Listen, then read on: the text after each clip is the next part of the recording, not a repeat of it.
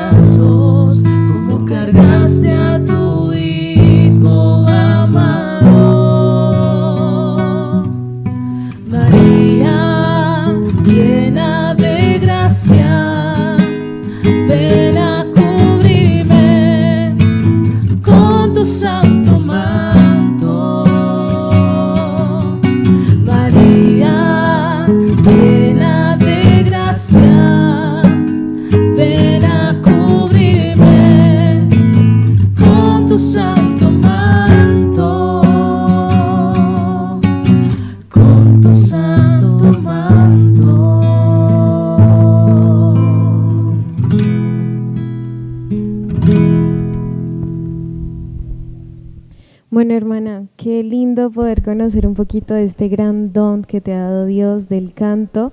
Y porque esta canción, cuéntame, iniciemos por eso, a María Santísima. Bueno, muchas gracias. Para mí es una alegría, un regalo de Dios estar aquí compartiendo el don de la fe. Porque este canto, bueno, pienso que es un regalo de Dios.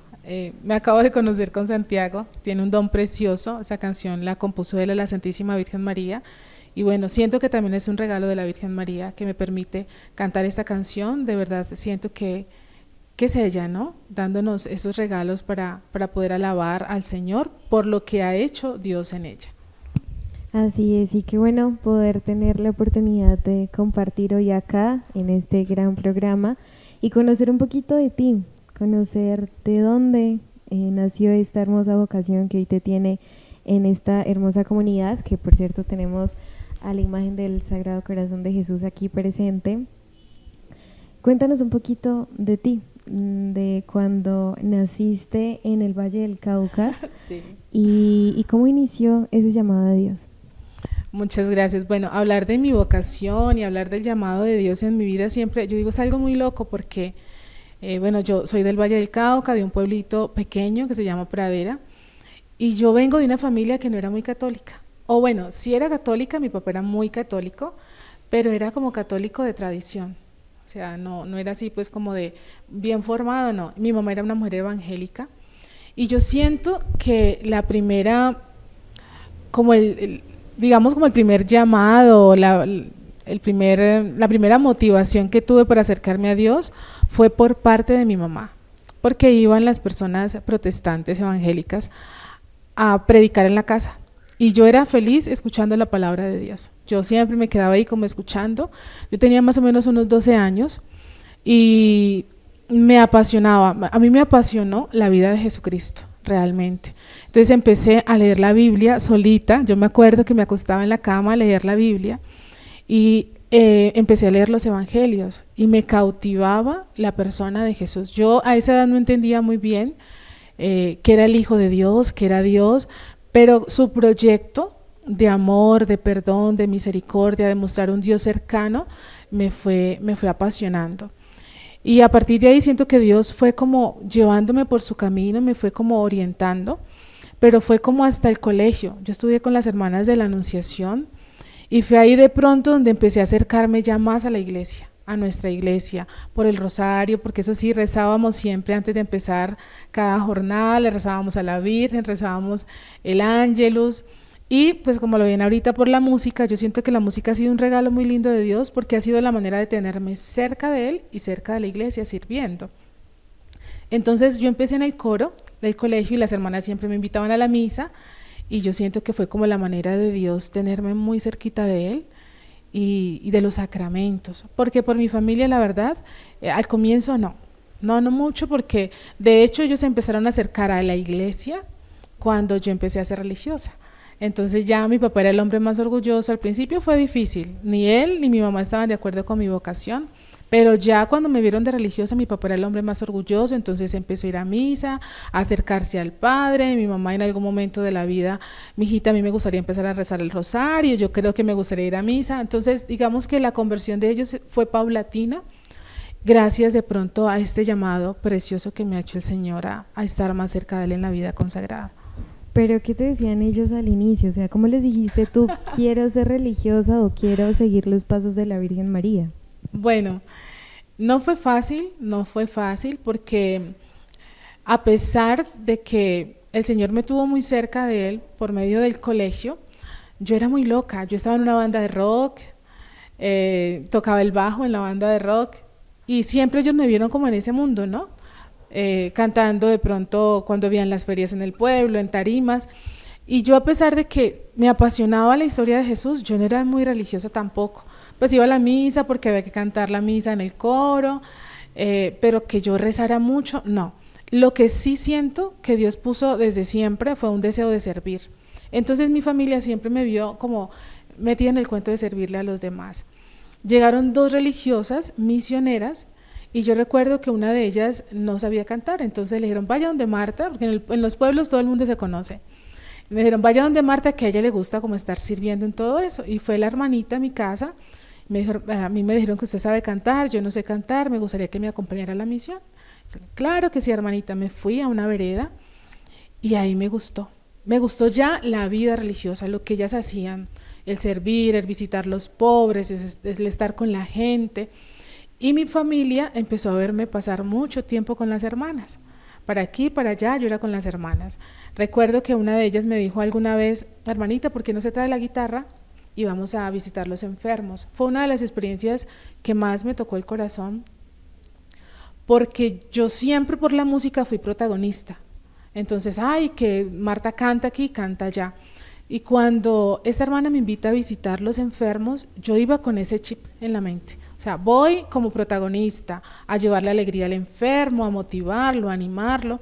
Pero ¿cuál fue mi sorpresa cuando yo llegué con mi guitarra? Había un anciano, un señor más o menos de 72 años, solo, vivía solo, muy pobre, Karen. Y entonces yo pensé que se iba a alegrar de verme con la guitarra. No, su alegría fue cuando entró la hermana con el Santísimo. Y una alegría que hasta el momento yo no había visto. Entonces yo ahí dije, ay, yo quiero hacer eso. O sea, yo quería como llevarle esperanza a la gente, llevar a Jesús, porque luego fui entendiendo que la hermana le estaba llevando a Jesús. Y empecé a entender que la música era un medio, solo un medio, pero que Él siempre es el protagonista. Entonces ya cuando mis papás empezaron a verme pasar mucho tiempo con las hermanas, ya no les gustó. Cuando yo les dije que quería ser religiosa, no les gustó, porque yo pienso que los padres a veces hacen planes con los hijos, que quieren tener nietos, que quieren que uno estudie tal cosa, tal otra, empiezan a tener una vida para nosotros. Y cuando uno empieza a decirles, no, es que yo quiero vivir esto, es que a mí me gusta, pues no fue fácil. Mi papá se me enfermó, le dio un preinfarto, todo el mundo decía, es porque Marta se va, es porque Marta se va. Pero bueno, Dios nos va ayudando en el camino. La verdad, cuando yo salí de mi casa fue en medio de lágrimas de parte de ellos, no tanto mía, porque yo tenía mucha alegría de consagrarme a Dios, pero ya luego, yo recuerdo que me llamaban cada semana y era llorando mi mamá, lloraba y lloraba y lloraba. Pero bueno, ya después Dios fue haciendo todo, porque sí, yo rezaba mucho por ellos y pedía mucha oración por ellos para que ellos también fueran descubriendo la voluntad de Dios en mí y de que yo no les pertenecía a ellos, de que por encima de todo yo le pertenecía a Dios y yo quería hacer era la voluntad de Dios. Bueno, y que precisamente era a ese Jesús que leías cuando niña, que admirabas y que lo estabas conociendo poquito a poquito, porque creo que esos momentos de silencio son los que uno empieza no solamente a conocer a Jesús, sino también conocerse a uno mismo. Totalmente, sí, totalmente. Y bueno, ¿qué hablaste con el abuelito que tuvo la alegría de ver a Jesús? Mira que no, yo siento que Dios fue tan delicado conmigo, Jesús concretamente fue tan delicado conmigo porque Él fue haciendo en mí como un proceso de conversión. De esto he hablado poco y fue que cuando yo conocí a Jesús en la Biblia, porque fue como solita leyendo la Biblia, yo te decía, yo no sabía que Jesús era Dios, que era el Hijo de Dios, yo lo veía como un hombre muy bueno, que nos estaba mostrando el camino de Dios, pero en mí había una búsqueda de Dios, 12, 13, 14 años, y en esa búsqueda de espiritualidad, digamos que yo conocí otro tipo de espiritualidades, como las espiritualidades orientales, por ejemplo, que la meditación. En ese momento no era tan famoso el yoga y eso, pero sí el meditar, el tener momentos de silencio, pero con una influencia muy oriental. Y yo tenía como un sincretismo, un enredo. Yo creía en Jesús y creía en la reencarnación, en la resurrección, pero también creía en la reencarnación. Y solo fue hasta más o menos yo tenía unos 17 años, 16, estaba en grado 11, cuando las hermanas de la Anunciación tuvieron un papel importantísimo en este proceso de fe y de purificación. Yo estaba un sábado dibujando, haciendo unas carteleras y habían unos jóvenes que estaban ensayando unos cantos para la misa y la hermanita rectora me dijo, Marta, venga y ayúdele a ellos con esos cantos. Habían unos muchachos que iban a entrar al seminario, estaba la secretaria del padre, eran puros muchachos de parroquia y yo me metí ahí a enseñarles a cantar y hay una persona que es fundamental en mi proceso de fe y ahora es sacerdote, se llama Luis Arbey. Él se encantó de mi voz. Se encantó de mi voz porque le gustaba cantar y nos hicimos amigos solo porque le gustaba mi voz. Pero entonces él iba a mi casa y hablábamos de música y yo recuerdo un día, qué vergüenza, pero lo voy a contar, que me dijo, bueno, me tengo que ir porque hay exposición del Santísimo. Y yo, como había escuchado a mi mamá tantas veces hablar, porque ella era evangélica, tenía muchas ideas protestantes en mi cabecita. Entonces cuando él me dijo, voy al Santísimo, yo pensé que era una imagen, y empecé que ustedes porque habrán imágenes, que no sé qué, pues todo este cuento de la adoración de las imágenes, y él empezó a explicarme, él me dijo, no, el Santísimo no es una imagen, y empezó a explicarme. Ahí viene algo muy curioso, y es que él me dijo, bueno, ¿y tú no te preparaste para la primera comunión? ¿Cómo no sabes quién es el Santísimo? Y yo resulta que yo no me preparé para la primera comunión. Yo recuerdo. ¿Hiciste la primera comunión? Sí, imagínate que bueno, ya luego tuve un proceso digamos, de purificación, ¿no? Es que Dios ha sido muy bueno conmigo. Yo recuerdo mi primera comunión, que estaba vestida de blanco, muy linda, y mi mamá me llevó a la iglesia. Yo creo que, como eran de sus papás a veces despreocupados, yo creo que a mí no me llevaban casi a las catequesis. Y cuando me llevaron, el padre me dijo, no, porque usted no está preparada. Yo ya tenía fiesta, ya me habían preparado la fiestecita, muy humilde y sencilla, pero ya tenía fiesta, ya estaba con el vestido. Y mi mamá, claro, como le pasa a muchos hoy en día, se preocupó porque dijo, y la fiesta está lista, y cómo no me va a dejar que mi niña haga la primera comunión, y me llevó a otra ciudad cercana, y el padrecito además que le dio pesar, y me llamó, me explicó un poquito qué era la Eucaristía, me confesó, y fui y comulgué, y me celebraron la fiesta. Pero realmente mi proceso de conocer a la iglesia, de conocer al Santísimo fue como a los 16 años, gracias a este seminarista, que empezó a explicarme quién era el Santísimo y empezó a explicarme qué era la Iglesia Católica y toda la riqueza sacramental de la Iglesia Católica. Él fue fundamental porque él era preseminarista. Cuando él entró al seminario, él me visitaba sagradamente todos los domingos que venía al pueblo, y él era emocionado a contarme qué pasaba, sobre todo en la liturgia de la Eucaristía. Entonces me decía, esta semana aprendimos esto, pero su emoción, su alegría, su amor por la Eucaristía, por la liturgia, me fue contagiando. Y ahí fue donde yo realmente fui aprendiendo. Entonces como que el Señor primero purificó mi fe.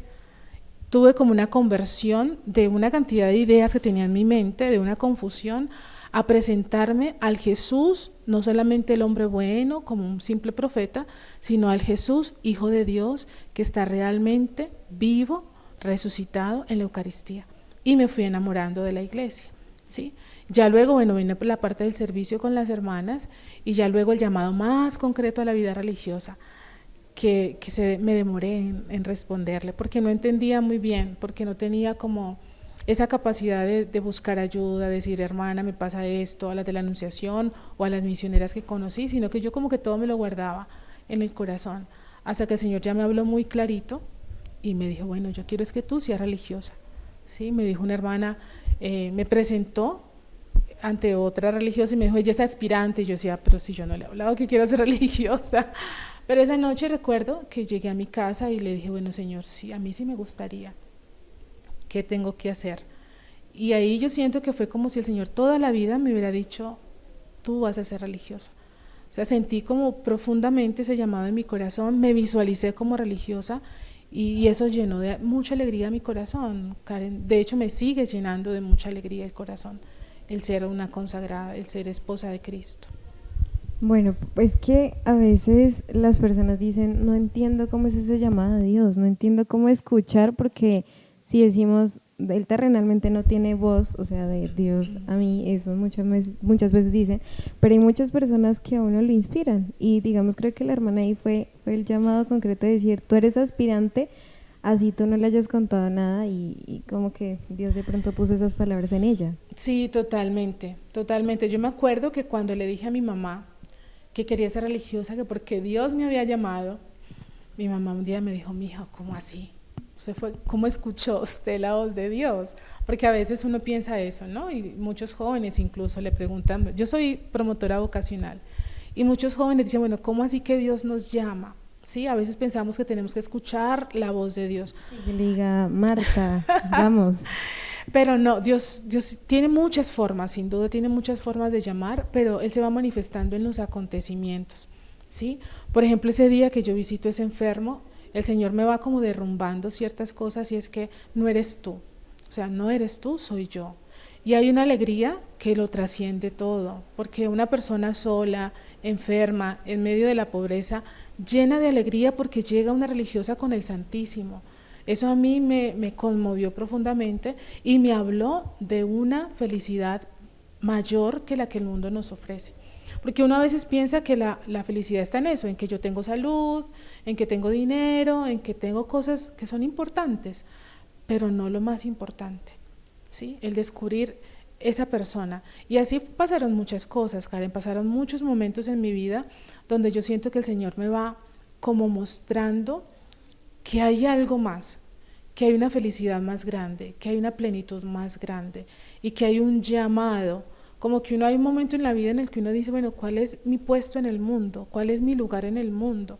¿Sí? Yo me visualicé con hijos, con esposo, muchas cosas, pero de pronto yo no le había preguntado al Señor, bueno, esos son mis proyectos, esos son mis planes, ¿cuáles son tus planes para mí?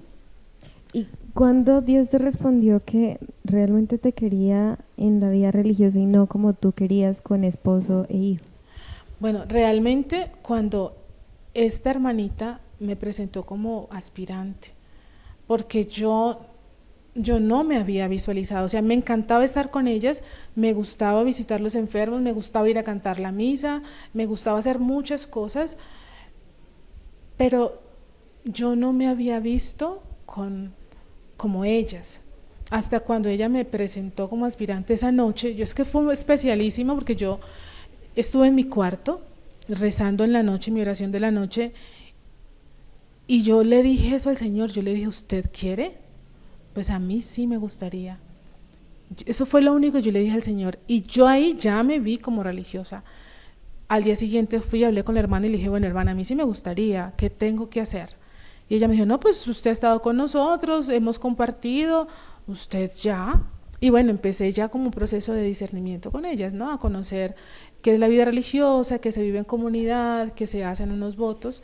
Y eso me encantaba, me apasionaba. Y yo creo que esa es una luz para uno descubrir qué es su vocación. Y es como la paz, la serenidad, la alegría. Uno siente que encontré mi lugar, que encontré mi camino, que encontré realmente el propósito de Dios para mi vida. Esa noche yo pienso que fue decisiva para mí, ese momento de oración y de encuentro con Dios. Eso en la parte, digamos que interiormente, ¿no? Pero hablando un poquito de lo externo, ¿cómo fue esa idea tuya de decir, bueno, ya me toca ponerme un hábito, me toca cortarme el cabello? Sí. ¿Cómo fue ese trance y ese decir, acepto la vocación, pero también la acepto en esta comunidad y la acepto con esta humildad de los votos de, pues digamos acá los agustinos, pobreza, humildad, pobreza, castidad y humildad y obediencia, perdón. Sí. También yo tengo que decir que hubo un proceso. Yo más o menos a los 13, 14 años, mi manera de vestir era muy distinta, era muy parecida a como se visten los jóvenes hoy en día. El jean descaderado, la blusita corta, de tiritas, mostrando más de la cuenta. Y tuve un momento muy desagradable en el que de pronto yo no era consciente de cómo me estaba vistiendo, ni de por qué me estaba vistiendo, cómo me estaba vistiendo. Y alguna persona, un señor por donde yo pasaba, me hizo como un mal piropo, y yo me sentí muy mal, y sentí mucho fastidio. Ahí todavía digamos que no había ninguna influencia propiamente espiritual o católica, no, humana simplemente. Y yo dije, bueno, ¿yo cómo me estoy vistiendo? Y ese día decidí que no me iba a volver a poner blusas mostrando más de la cuenta. Los pantalones sí me gustaban, pero entonces empecé a usar camiseta, a cubrirme un poquito más. Luego, en una visita a los enfermos, yo quiero mucho la visita a los enfermos porque Dios me mostró cosas maravillosas en la visita a los enfermos. Con una de estas hermanas misioneras que estuvo en mi pueblo, visitamos a un joven, era más bien joven, también solo, y estaba enfermo, muy grave de salud, y la hermana llegó y dijo, no, nos los llevamos para el hospital. Consiguió a alguien, un carro, nos los llevamos y luego a conseguir para comprarle el medicamento. Ella se lo llevaba, lo dejaba en el hospital hasta que me lo atiendan y luego nos íbamos a pedir a algunas personas para comprar el medicamento. Yo trabajaba, tenía mi sueldo y yo dije, bueno, yo también puedo dejar de comprarme unos zapatos, dejar de comprarme algo que a mí me gustaba para ayudarle a esta hermana a comprar el medicamento a los enfermos. Allí yo empecé a darme cuenta de que tenía más de lo que necesitaba y gastaba más dinero del que debía en cosas personales y que había personas a las que yo podía ayudar. Esa fue como una de las conversiones que se fue realizando en mi vida y fue que yo empecé a gastar menos dinero en vanidad, en comprarme zapatos, en comprarme ropa, en comprarme cosas. Entonces ya cuando yo tuve que tomar la decisión, o cuando tomé la decisión de ingresar a la vida religiosa y conocí el don de la pobreza, a mí me encantó, porque Dios ya me había mostrado un poco de la libertad con la que se vive cuando uno empieza a tener menos cosas, porque el mundo nos ha dicho que necesitamos muchas cosas, nos han creado una cantidad de cosas como necesidades y no son necesarias. Como prejuicios consumistas, ahí sí va el término. Exacto, consumista. sí. Creemos que necesitamos mucha ropa, que necesitamos muchos zapatos, que necesitamos mucho dinero para vivir y resulta que no. Y yo fui descubriendo como la alegría del compartir, del dejar de mi salario, dejar de comprarme aquello para comprar un medicamento a alguien que lo necesitaba. Y también nosotros visitábamos la gente de la orilla del río porque pasa un río y es gente que literalmente vive en casitas hechas de palitos, de madera y cartón y plástico. Entonces el descubrir esa pobreza, porque yo soy de una familia pobre económicamente hablando, pero el descubrir que hay personas que son más pobres y que en medio de mi pobreza yo puedo socorrer al otro, yo puedo ayudarle al otro. Entonces digamos que el Señor conmigo ha hecho procesos. Cuando ya en la vida religiosa me hablan de la pobreza, no la descubro como una imposición, sino que la logro descubrir como una libertad. La libertad de que es Jesús mi riqueza, de que es Dios mi riqueza y de que materialmente necesito poco, porque lo tengo a Él. Realmente ¿a quién necesito? Es a Dios en mi vida. Entonces no fue tan difícil. Lo que tú decías de cortarme el cabello y esas cosas, sí fue difícil. Sí fue muy difícil porque aquí también entra un componente, digamos, cultural, ¿sí? Y es que nuestro cabello, digo yo, mi cabello es muy espiritual porque crece hacia arriba, es un poquito difícil de manejar. Entonces siempre hay que tener un poquito largo para poderse amarrar, para poder hacerse una colita. Entonces la primera vez que sí digo la palabra me tocó cortarme el cabello, porque no lo había entendido muy bien, me costó mucho, pero era más que todo como por la vanidad, por el decir, bueno, ahora cómo voy a peinar, el velo se me va a levantar, una cantidad de cosas, pero también uno va como aprendiendo a asumir todo en libertad, ¿no? Me costó mucho dejar los aretes. Cuando yo llegué al convento, llegué con aretes, con los pendientes, porque siempre me ha gustado ser como muy femenina, y yo soy de las que defiende mucho eso en la vida religiosa, ¿no? Yo digo, bueno, si hay que cortarnos el cabello por practicidad o por voto, por lo que sea, conservar nuestra feminidad, porque yo pienso que eso es algo lindo de la mujer, ¿no? Conservarnos femeninas. Entonces sí me costó un poquito, pero uno va aprendiendo a ofrendarle las cosas a Dios. Así no se vive la vida en general, desde la opresión, desde el que me toca, sino que yo ofrezco, yo le doy a Dios y todo va encontrando como un sentido de eternidad.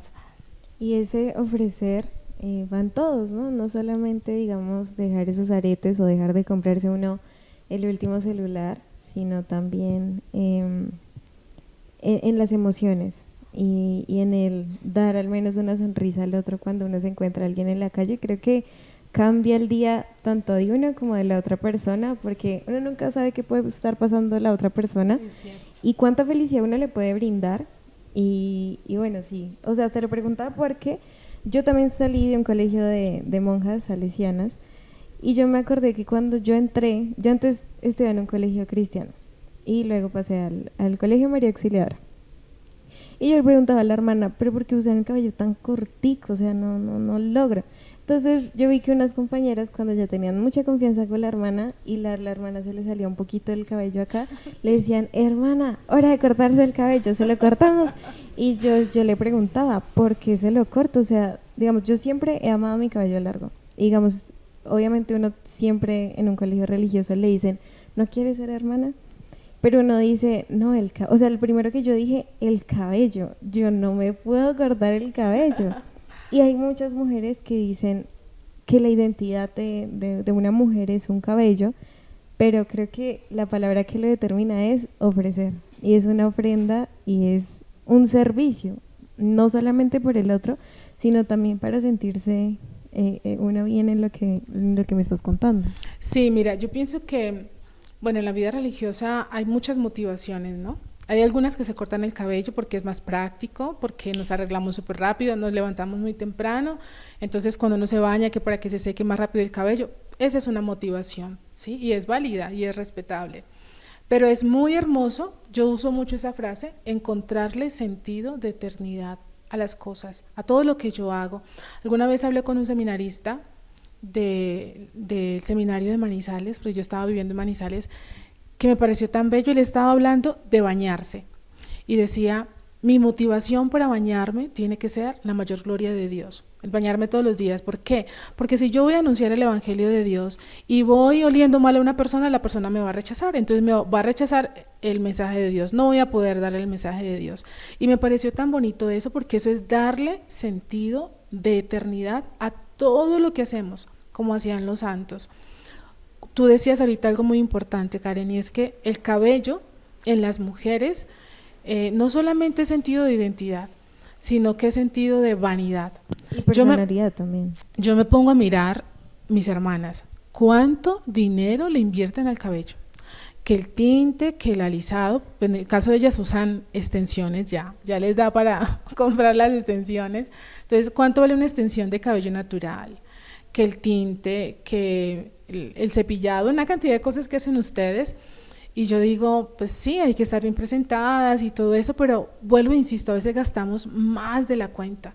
Y también a veces lo hacemos por una exagerada vanidad. Y la vanidad es un exagerado amor y desordenado amor hacia uno mismo, ¿sí? Donde yo solamente giro en torno a mí, a mí, a mí, a mí. Entonces en la vida religiosa vamos como muriendo un poco a eso, ¿no? Empezar a tener una visión y una mirada que no esté siempre girando en torno a mí, al verme bien, al agradar al otro, ¿cierto? Sino que hay cosas que realmente nos van como robando el alma. Vamos poniendo el alma y vamos poniendo el corazón en cosas muy superfluas, en cosas muy superficiales, cosas que realmente no son tan importantes. Entonces, por eso es tan importante esta palabra, ofrecer. Sí, que duele, que cuestan muchas cosas. Yo siempre le digo a las chicas y a los muchachos con los que comparto en procesos vocacionales, le digo, la vida religiosa es hermosa, pero no es fácil. Hay muchas cosas difíciles a las que hay que renunciar. También en la vida externa, en la vida de afuera, se renuncia a tantas cosas. Pero le digo, pero es hermosa, hermosa, pero no es fácil. Hay que hacer muchas renuncias, muchas cosas que uno quisiera y no las hace. ¿Por qué? Por amor a Dios. Señor, yo te ofrezco esto, yo te ofrezco aquello, por amor a ti. Esa es como mi idea, ¿no? No, y es un mensaje muy bonito que dejas, porque precisamente es ahora tu labor de se me fue la palabra, de promotora vocacional, gracias, porque ahorita es muy difícil hacer caer en cuenta de que uno, la libertad, o más bien el libertinaje, se deja de lado para empezar a servir en una comunidad, en un grupo, hacia las demás personas, no solamente a los que más lo necesitan, sino también a los que creen que no necesitan. Digamos, un padre agustino, él tenía todas las comodidades y empezó a interesarse por la vida religiosa. Empezó a leer, empezó a ser voluntario para recoger la ofrenda, para leer, y ahora es sacerdote agustino.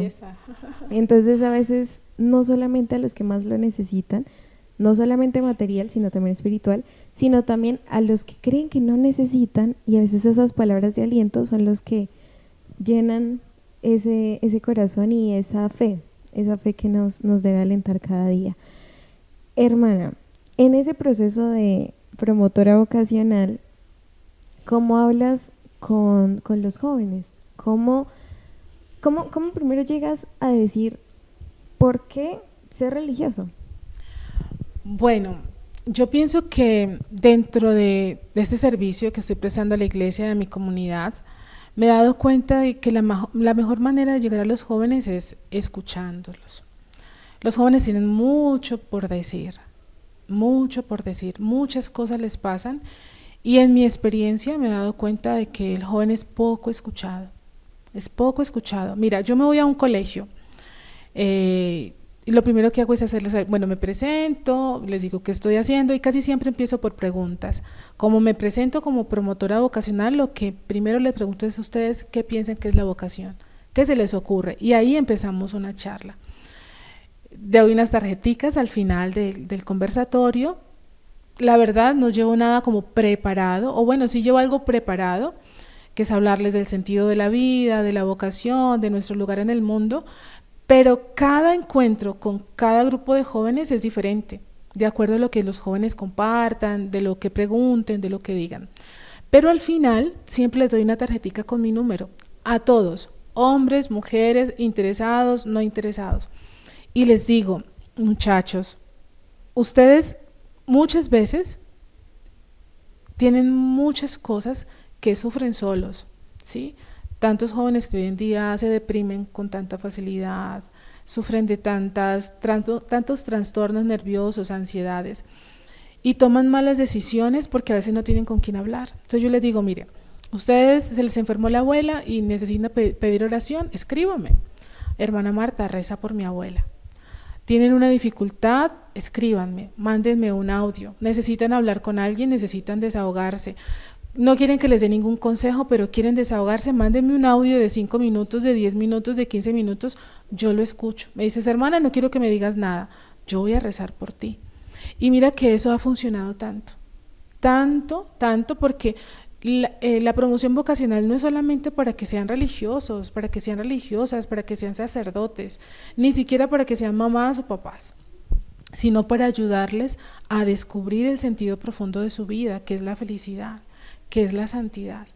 Tuve una experiencia muy bonita con una joven de Villahermosa, un pueblito del Tolima. Una chica estaba en 11 y me escribió. Yo estuve con ellos en la mañana y me escribió en la tarde y empezamos a conversar, y por ahí como a la semana me contó una situación muy dolorosa con el novio, una chica de 16 años con un muchacho de casi 30 años.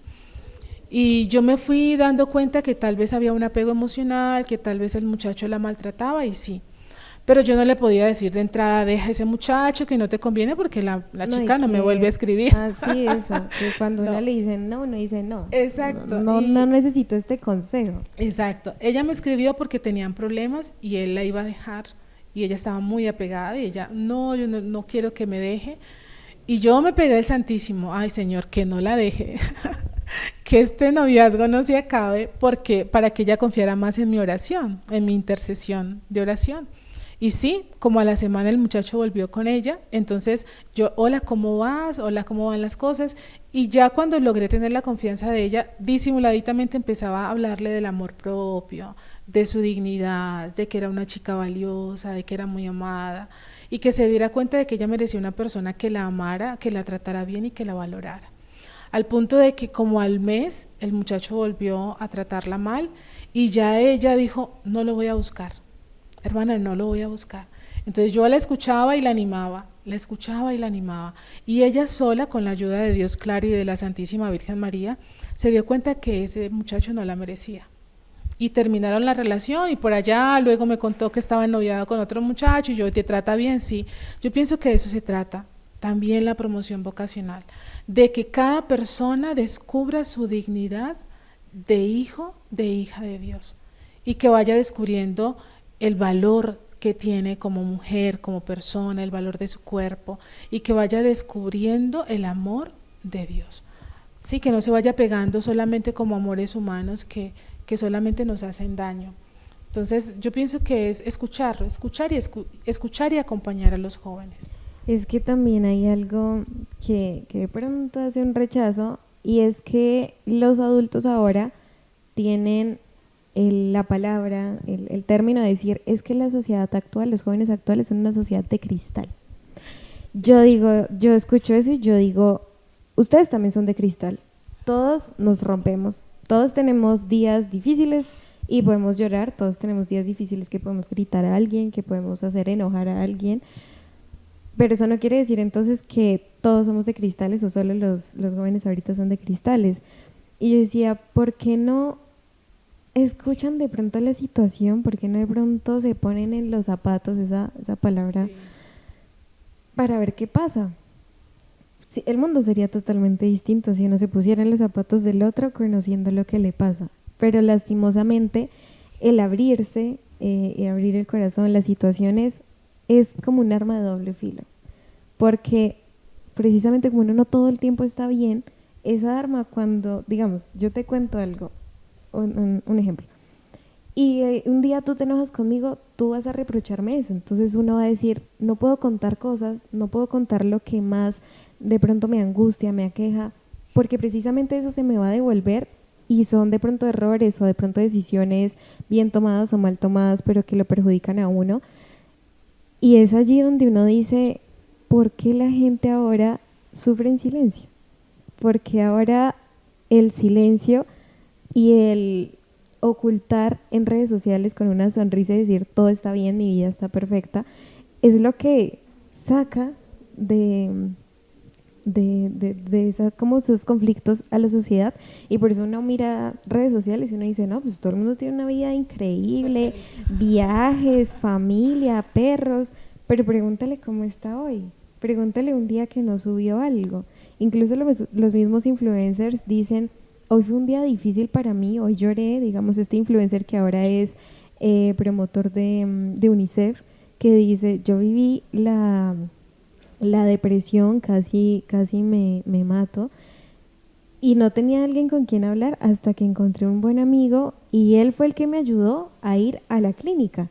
Entonces uno dice, creo que el mundo necesita más personas, no, de pronto no que den un buen consejo, sino que escuchen. Totalmente. El desahogarse creo que da paz, y ahorita pues hablando tanto de salud mental, pues da mucha alegría y esa tranquilidad que muchas veces los dolores de cabeza lo tienen en los problemas, que en el día a día, que la hora, que el corre-corre, que mirar quién respondió un mensaje, quién no, precisamente porque estamos muy sumergidos también en la tecnología, dejamos de lado esos momentos de silencio, que era también lo que decíamos en un programa.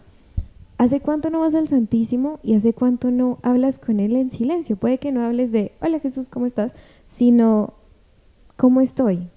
¿Cómo tú me puedes ayudar? Pero ¿cómo te puedo contar mis problemas para yo seguirte adorando, seguirte acompañando y que tú seas el que guíe mi vocación? Así no conozca cuál es, de pronto sí, una vida religiosa, pero de pronto sí como madre o como esposa, pero ¿cuál es? Que me guíe por ese camino, que me guíe y me acompañe con las personas correctas. Sí, yo creo que has dicho dos palabras que para mí son claves: escuchar y acompañar. Eso va en contra de evitar el juicio, porque cuando uno escucha y lo primero que sale es un juicio, la persona se va a cerrar, se va a sentir incomprendida. Yo te voy a decir la verdad, Karen, yo defiendo mucho a los jóvenes porque yo siento que los jóvenes hoy en día son como víctimas de la sociedad. Yo siento que la sociedad es muy agresiva en sus mensajes, en la publicidad, en la música. Hay mucha agresividad y hay mensajes que constantemente están bombardeando al joven, ¿sí? Sobre, por ejemplo, de la sexualidad. Uno se pone a mirar el exagerado erotismo en todo, para venderte una crema dental, para venderte lo mínimo, hay siempre un mensaje demasiado erotizado, por ejemplo. Lo que tiene que ver con el placer, no necesariamente sexual. Todo es, si te gusta, hazlo, si te da placer, hazlo. Vivimos como del momento, ¿no? De sensaciones momentáneas, porque yo siento que todos, jóvenes y no jóvenes, tenemos en el corazón un profundo deseo de felicidad, de ser felices, de ser acogidos, y es que nosotros sabemos, hemos nacido para amar y ser amados. Todos andamos en busca del amor, ¿sí? De ser amados, de ser reconocidos, de ser aceptados, de tener un espacio donde pueda ser yo mismo. Un lugar seguro. ¿Ah? Un lugar seguro. Exacto, un lugar seguro. Y en medio de esa búsqueda, muchos jóvenes terminan enredados, y yo digo, terminan dañados, terminan más maltratados, ¿sí? Porque el mundo actualmente nos ofrece muchos placeres pasajeros. El joven que de pronto quiere evadir su realidad y cae en las drogas, un rato se siente bien y después se siente peor, se siente más destruido, se siente más lastimado. Hay una actividad que a veces realizo con los jóvenes, que es de una crucecita que se rompe y al final queda una crucecita, pero uno puede ir elaborando preguntas, las que a uno se les ocurra. Y hay una partecita de un ejercicio que hacemos donde le preguntamos a los jóvenes, escribe algo de lo que te arrepientes. Y generalmente los muchachos hoy dicen, no, yo no me arrepiento de nada porque de todo aprendo. Entonces yo les pongo un ejemplo, les digo, van a imaginarse de que vamos a hacer la película de tu vida. Vamos a hacer la película de tu vida y ahí va a estar todo, absolutamente todo, desde que naciste va a estar allí. Y a esa película, al estreno, vamos a invitar a tus papás, vamos a invitar a tu novio, a tu novia, a tu mejor amigo, y ya uno empieza a ver caras como de temor, uy, porque va a estar todo en esa película, mi vida va a estar expuesta, todo el mundo se va a enterar. Entonces yo le digo, sí, seguramente van a haber cosas que tú no quieres que tu papá vea, que tu mamá vea, que tu novia se entere, porque no te sientes orgulloso de haber hecho eso, porque, qué embarrada, si me pudiera devolver lo haría distinto. Entonces les digo, tienes 5 minutos para editar esa película, cortar, poner una parte que te gustaría como hubiera sido, y es impresionante la cantidad de cosas que salen, ¿sí? Que fui a una fiesta y que tomé una mala decisión en esa fiesta, si pudiera devolver el tiempo, tantas cosas, ¿no? Que uno se da cuenta de que los jóvenes a veces van tan acelerados, viven la vida con tanto acelere, y que cuando quieren devolverse a veces no se puede, ¿sí? Hay que empezar de cero desde aquí en adelante. pero yo digo, a veces uno encuentra jóvenes, tú decías ahorita, todos somos de cristal, todos nos rompemos, pero a veces hay unas heridas tan lamentables que uno dice, qué dolor no haber podido estar en la vida de esta persona, o que esta persona no haya tenido a alguien que haya sido su lugar seguro, como decías ahorita.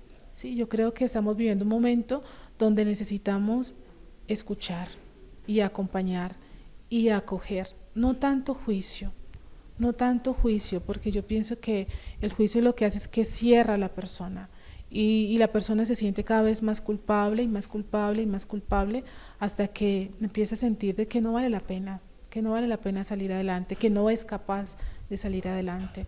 Estamos llamados a ser como una lamparita, ¿sí? A dar luz, a dar esperanza, a decir sí se puede, te equivocaste, pero se puede empezar de nuevo, se puede empezar. Sí, esa palabra, tener derecho a equivocarnos, porque no está mal equivocarse, sino lo que está mal es no pararse y no salir de ese error. Pues, hermana, muchas gracias por acompañarnos el día de hoy. Por favor, culmina este programa con una frasecita que le quieras decir a los jóvenes. ¿Por qué seguir a Cristo? Independientemente de su vocación, porque creo que tu vocación quedó más que clara con esos grandes dones que te ha dado Dios. Pero independientemente de la vocación de cada uno de los jóvenes, ¿cómo seguir a Cristo y por qué seguir a Cristo hoy en la actualidad? Gracias. Bueno, yo le agradezco mucho a Dios darme esta posibilidad de compartir la fe, de compartir el amor de Dios en nuestras vidas, y también de compartir el testimonio, porque Dios se nos va manifestando de tantas maneras, y mi historia puede iluminar la vida de tantos, ¿no? Descubrir cómo Dios está hablando allí. ¿Por qué seguir a Cristo? Bueno, porque es que es Él el camino. Él mismo nos ha dicho, ¿no? Es Él el camino. Hay otros caminos, sin duda hay otros caminos, pero Él es el único camino que nos lleva a la felicidad, en el que encontramos plenitud. Él mismo ha dicho, yo soy el camino, yo soy la verdad, yo soy la vida. Todos los otros caminos son caminos de muerte. Todos los otros caminos son caminos de mentiras, donde nos vamos a enredar, donde nos vamos a perder a sí mismos. Seguir a Jesús vale la pena, vale la vida, decía un sacerdote en un video que vi hace días de promoción vocacional, decía, vale la vida. De verdad que no es fácil, yo no les voy a pintar pajaritos en el aire. La vida cristiana no es una vida fácil, es una vida donde está presente la cruz, es una vida donde está presente el rechazo. Jesús, el Hijo de Dios, fue blasfemado, fue criticado, los seguidores de Jesús también. Hoy en este mundo donde tenemos que alzar la voz en contra de tantas atrocidades, en contra de tantas confusiones, no es fácil, pero realmente solo Jesús le da plenitud a nuestra vida. Solamente en Él encontramos el verdadero sentido de libertad, de compasión, de amor, de realización plena.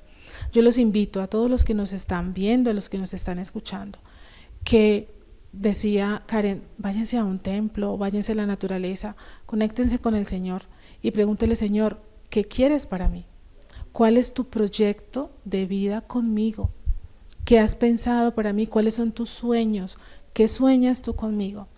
Y empezar a pedirle al Señor que nos dé la gracia de unir nuestra voluntad a la suya.